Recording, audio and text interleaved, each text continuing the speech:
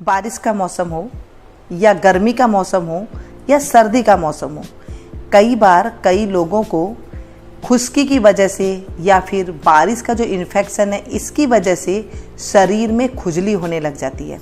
कईयों के तो शरीर का टेम्परेचर ही ऐसा होता है कि उसकी वजह से उन्हें खुजली बहुत ज़्यादा होती है। अगर टाइम से इसे ना संभाला जाए तो ये बहुत बड़ा रूप ले लेता है। आज मैं ऐसी ही रेमेडी लेकर के आई हूँ, बिल्कुल नेचुरल है, घर के सामान से बन जाती है, कोई ज़्यादा तामझाम नहीं है।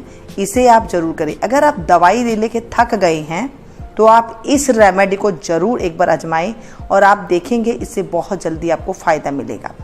कोई ज़्यादा मेहनत नहीं है, एक बार आप बना लेंगे और इसे रख लेंगे तो भी ये कई दिनों तक चल जाता है।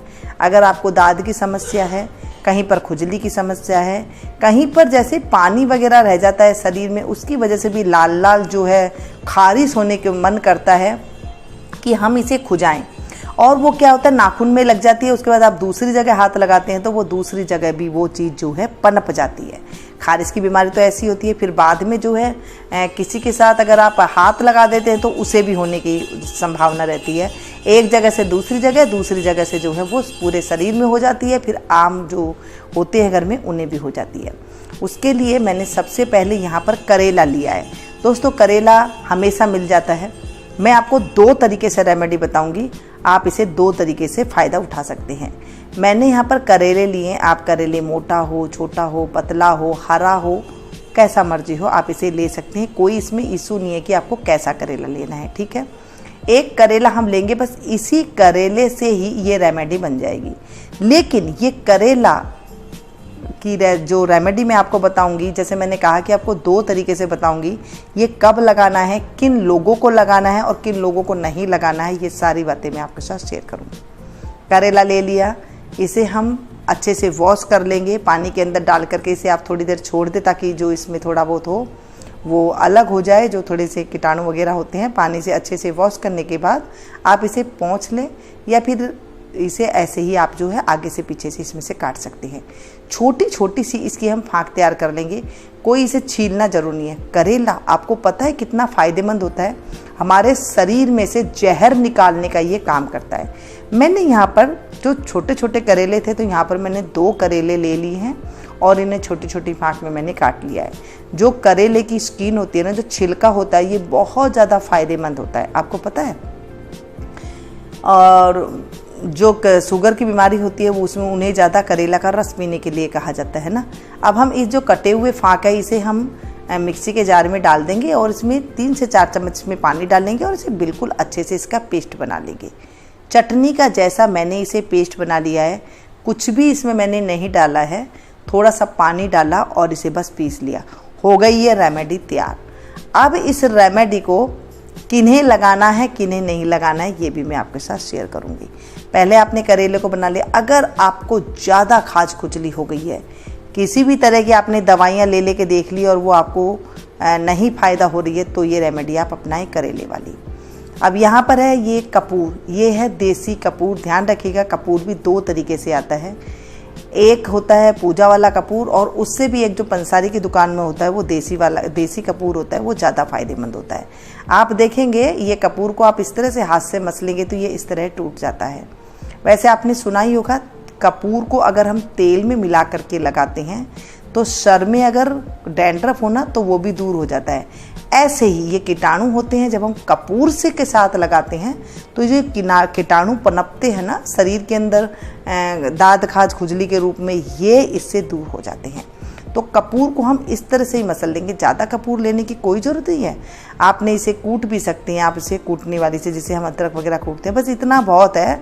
आप चाहें तो पूरी 1 सीसी के लिए ये सारा जो इतना सा लिया है ये आप ले सकते हैं, या फिर जो छोटी छोटी सी पैकेट में आते हैं कपूर वो भी आप ले सकते हैं। अगर आपको ये कपूर नहीं मिलता है तो, नहीं तो ये पंसारी की दुकान में आराम से मिल जाएगा।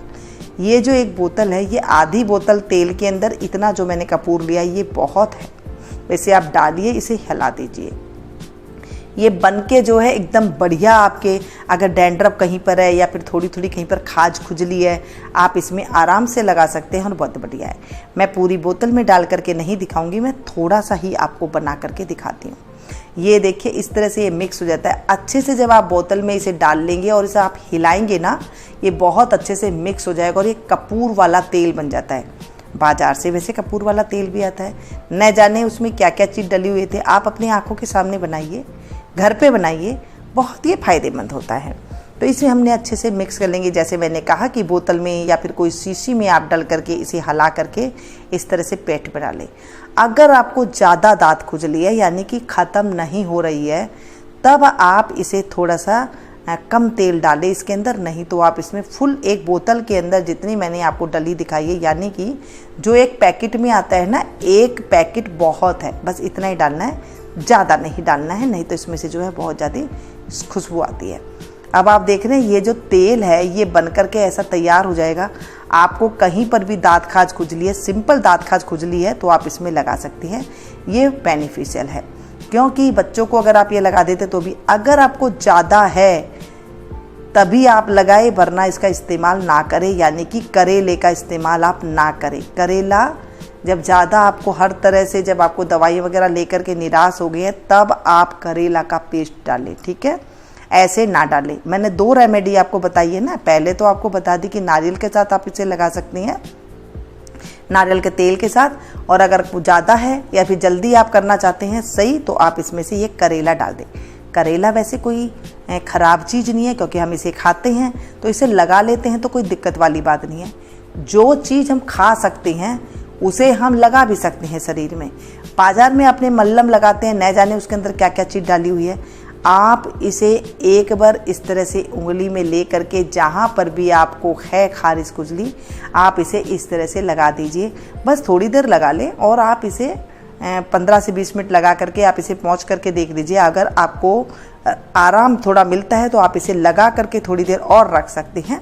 ज़्यादा ऐसे नहीं कि आपको पूरी रात रखना है या ऐसे रखना है, ऐसे कोई इसमें नहीं है, क्योंकि पूरी रात आप रखेंगे तो ये लिक्विड है, कहीं कपड़ों में लग सकता है। आप सीधा सीधा बस इसे लगा लें, हटा लें। हाँ, तेल और जो कपूर है आप उसे पूरी रात के लिए लगा करके छोड़ सकते हैं। पता है आपको, कपूर के अंदर वो पावर होती है, अगर कहीं पर आपके शरीर में दर्द है, अगर आप वहाँ पर लगा लेते हैं तो वो दर्द को भी खींच लेता है। कपूर तो उड़ जाता है, कपूर की खुशबू उड़ जाएगी, कोई उसके अंदर कुछ नहीं रहने वाला है, लेकिन उड़ने के साथ साथ वो आपके दर्द को भी हटा लेता है। तो आपको पता है जहाँ पर खारिश होती है वो खारिश को भी उड़ा करके ले जाता है। कपूर के अंदर इतनी पावर होती है।